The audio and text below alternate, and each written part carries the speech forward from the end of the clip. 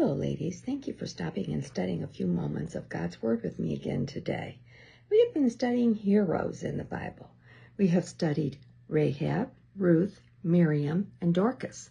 Let's study about Shiphrah and Puah today in Exodus chapter 1, verses 15 through 21. Then the king of Egypt said to the Hebrew midwives, one of whom was named Shiphrah, and the other Puah, when you serve as a midwife to the Hebrew women and see them on the birth stool, if it is a son, you shall kill him, but if it's a daughter, you shall let them live. But the midwives feared God and did not do as the king of Egypt commanded them, but let the male children live. So the king of Egypt called the midwives and said to them, "Why have you done this, and let the male children live?" The midwives said to Pharaoh, "Because the Hebrew women are not like the Egyptian women, for they are vigorous and give birth before the midwife comes to them."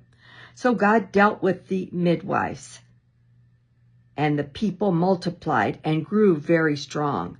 And because the midwives feared God, he gave them families.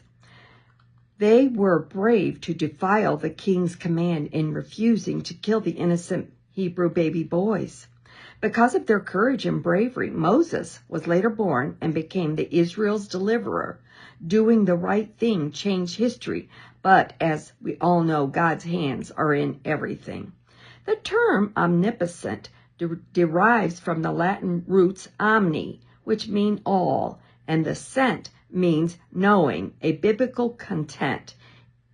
It refers to God's all-knowing nature. This attribute signifies that God possesses complete, unlimited knowledge of all things, past, present, and future. These midwife women and their courageousness were heroes.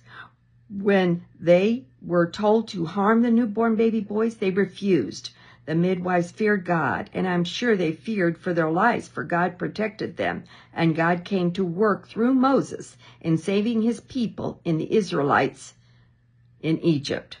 This story reminds me of the chapter in Acts chapter 5, verse 29.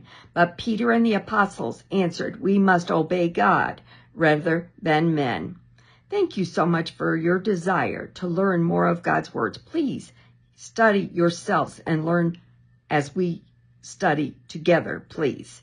Keep your light shining always. Take care. Bye.